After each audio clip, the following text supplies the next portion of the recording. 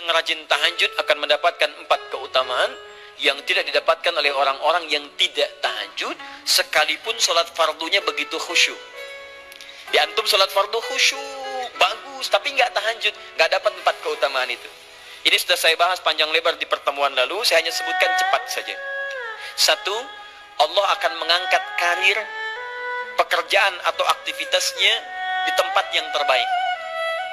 Ya deh, jadi kalau antum misalnya pengusaha atau orang karir di kantor dan sebagainya, itu akan cenderung kemudian ditolong oleh Allah, diangkat ke tempat yang terbaik. Terbaik itu tidak harus puncak yang paling tinggi, direktur tidak misalnya. Tapi tempat yang bisa membuat nyaman hidup Anda, sholat bisa nyaman, bergaul juga nyaman, dan tenang kehidupannya. Mungkin level Anda nggak sampai puncaknya direktur utama, mungkin direktur 1, 2 gitu ya. Tapi Anda dijauhkan dari hal-hal yang maksiat, dijauhkan. Sholatnya enak, punya ruangan. 2, Allah akan bimbing setiap ahli tahajud. Allah akan bimbing sehingga menjalani awal pekerjaannya dengan begitu mudah. Wa rabbi adkhilni mudkhalas sidqi. Ya Allah, tolong bimbing saya supaya mengawali pekerjaan dengan cara yang benar. 3, awas hati-hati. Anda memang posisi tinggi, sekarang dapat proyek. Apakah setiap yang dapat proyek menjalani pekerjaannya dengan benar? Belum tentu. Jangan tinggi-tinggi lah.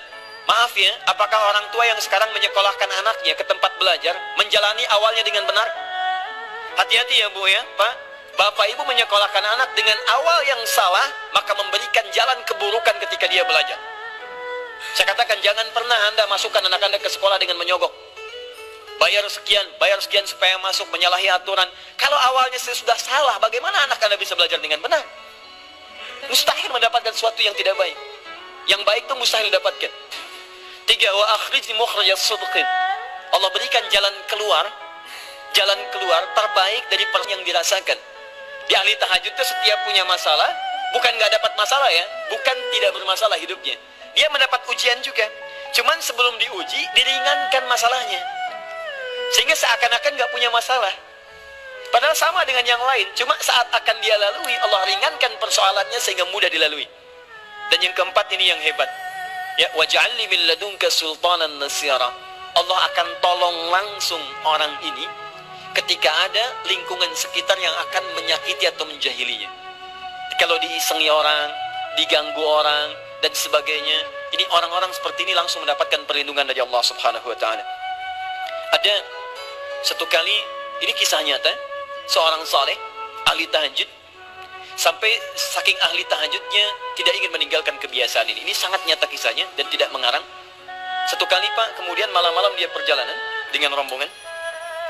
Begitu perjalanan, orang-orang tidur sampai dia mengendap-endap, kebiasaannya tidak ingin diketahui oleh orang lain.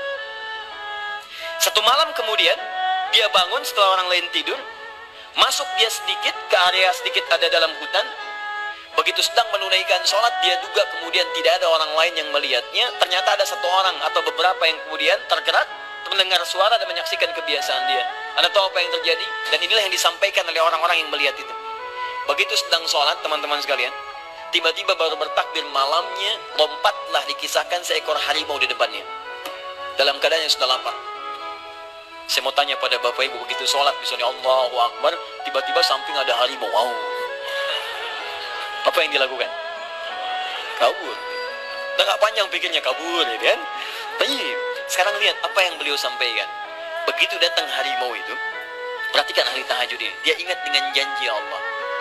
Dia ingat dengan janji Allah. Perhatikan baik-baik ya. Kalau Anda sudah punya kebiasaan Qur'ani dalam jiwa Anda, maka ayat itu akan hadir membimbing Anda dalam setiap kesulitan Anda. Apapun itu. Nabi Yusuf dekat dengan Allah. Ketika digoda muncul ayatnya.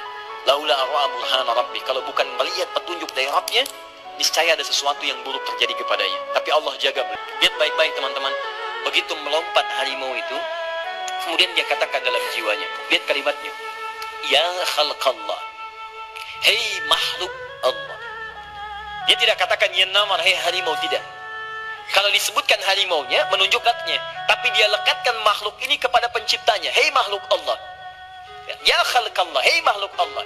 Jika saya memang rizki yang telah Allah tetapkan untukmu pada saat ini, maka saya ridho untuk engkau makan, silakan, tidak ada masalah. Kalau Allah tetapkan saya sebagai rizki untukmu pada saat ini, silakan. Tapi kalau saya bukan menjadi rizki yang telah Allah tetapkan untukmu pada saat ini, maka jangan coba-coba ganggu ibadahku hari ini. Lihat kalimatnya, bukan jangan makan aku. Lihat, bukan jangan makan aku. Jangan coba-coba ganggu ibadahku saat ini, atau aku akan mohonkan pada Allah penciptamu untuk menghancurkan kau saat ini juga. Perhatikan, dia minta jangan ganggu tahajudnya, bukan jangan makan dirinya. Apa yang terjadi ketika dikaitkan dengan ayat perlindungan tentang tahajudnya, maka tiba-tiba harimau ini pergi meninggalkannya, mengaum sekali langsung seperti ini. Anda bisa bayangkan, bisa nggak malam-malam begitu Anda sholat, tiba-tiba ada nyamuk misalnya kan banyak tuh. Begitu Anda mulai disengat oleh nyamuk, diambil, Anda katakan, hei nyamuk, kalau ini memang rizki yang telah Allah tetapkan untukmu saat ini, sedot sebanyak-banyaknya, saya ikhlas. Tapi kalau bukan, jangan coba-coba ganggu saya. Atau saya mohonkan kepada Allah pencipta untuk menghancurkan kau saat ini juga. Masya Allah. Kira-kira apa reaksi nyamuk? Makin banyak kayaknya. Coba cek. Berarti chemistry-nya harus lebih dibangun lagi. Tingkatkan. Itu waj'alni min ladunka sultanan nasira.